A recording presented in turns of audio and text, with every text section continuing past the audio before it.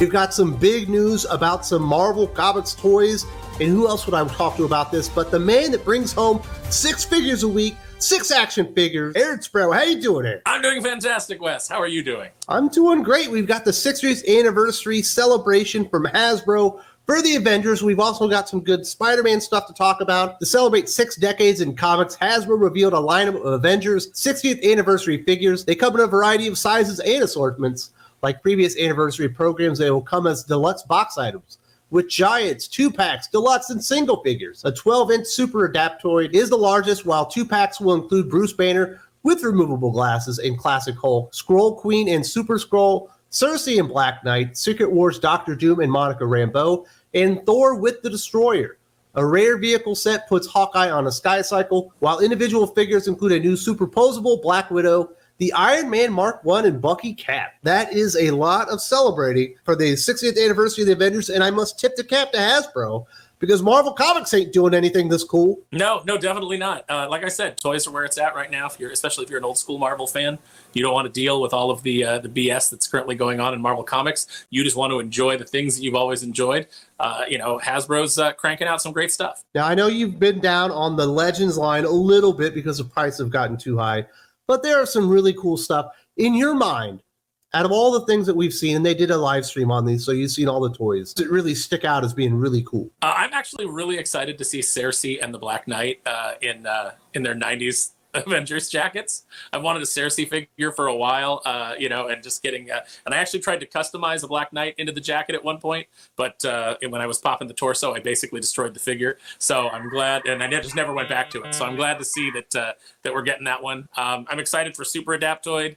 I really like the deep cut stuff. When you give me stuff that as a kid, I maybe hadn't necessarily seen the character in a comic, but I was reading about him in the handbook of the Marvel Universe, then I'm pretty excited. The Super Adaptoid looks very big. What is he, twice as big as the other figures? Yeah, he's a 12-inch figure, which I would have liked a 6-inch Super Adaptoid. I think that would have been fine. I don't know. I guess they're going for the giant man, the Pym particles. He's growing super large, which is cool. But I also would like a 6-inch version just to be in scale with the rest of the action figures. Well, I'm not as into the toys as you are. So the things that really piqued my eye, number one was the Banner and Gray Hulk. Looked absolutely fantastic. Looked like it was right out of the original Hulk series. Removable glasses, a nice little perk to that, but that Hulk just looks perfect. It looks like the very original design. Yeah, it's a great Hulk. The drawback to it is that I think that for package collectors especially, but also just from a display approaching it from the idea of just how it looks on the shelf. Hasbro has switched to plastic-free packaging, so now there's no window to show you the figure. So that figure could have been really great. You could have had like the explosion kind of background, and then Hulk, and then with the Bruce Banner figure in front of him, and kind of recreated that classic image. They're not going to be able to do that now because of the way that they do the packaging. So that's a little disappointing. But the figure itself looks absolutely fantastic, and they've been doing really great Hulk figures lately. The other one, obviously, that caught my eye was the Iron Man Mark I thing. Now, that thing looked absolutely dope. That looks like it's exactly out of the comic books as well. It definitely brought me back to a time when comic books were much better. The stories are great, and Tony Stark wasn't ruined yet. So I was very excited about that. Yeah, Christopher Cantwell and Dan Slott hadn't touched him yet. I like that figure. It's not my favorite out of everything that they've announced, just because they've done some pretty decent Iron Man Mark I's before. I am glad to have it, but it's not like towards the top of my list. So as a toy collector, what are the big disappointments here? Is it the size on the Adaptoid? Is that being too big? It's the packaging you've already mentioned. Do you think any of these figures don't really hit the mark? No, I think that they all pretty much hit the mark for what they are. Obviously, people are going to be more excited about some than others. I think that and I'm just going back and I'm looking through them right now. I'm kind of excited to get the Skrulls.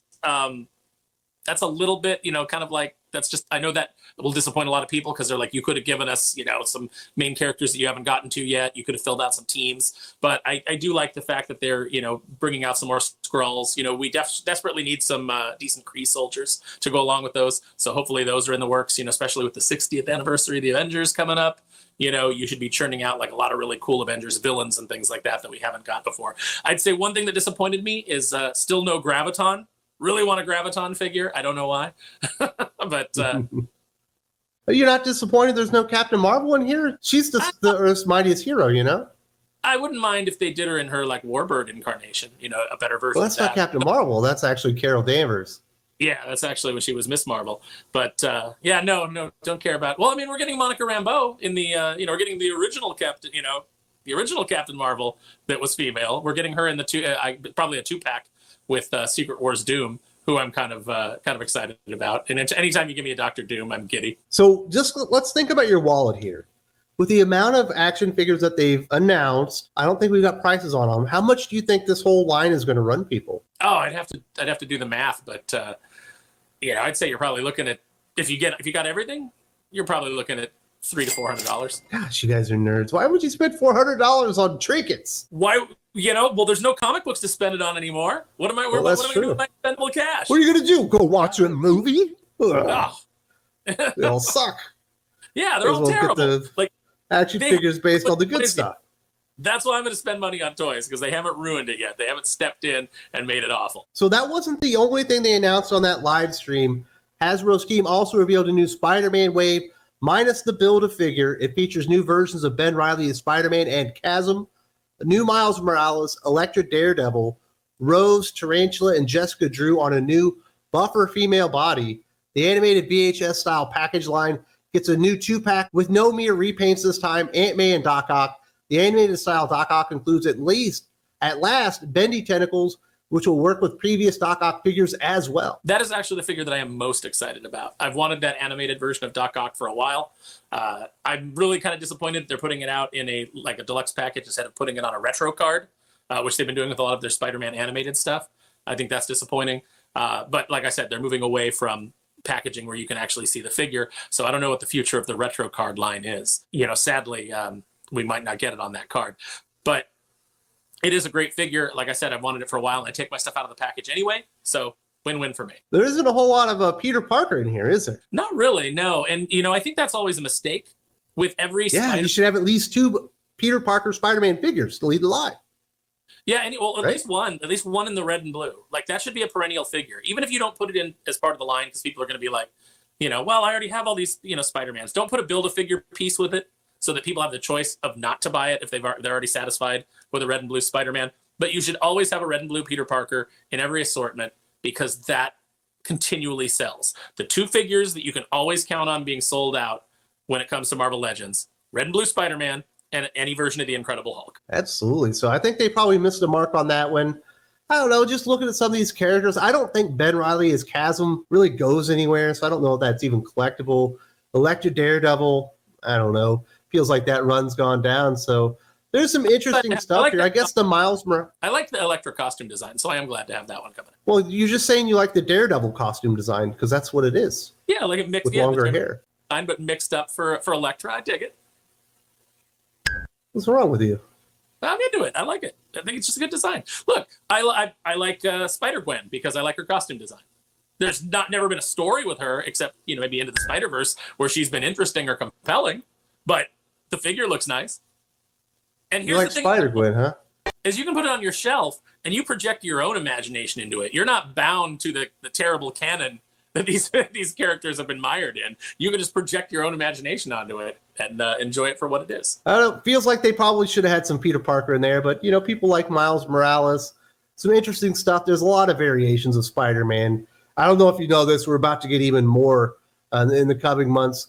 Something that hasn't been addressed yet, and I want to hear from you on this one. As the action figure aficionado that you are, most people might not realize this unless they're comic nerds like us.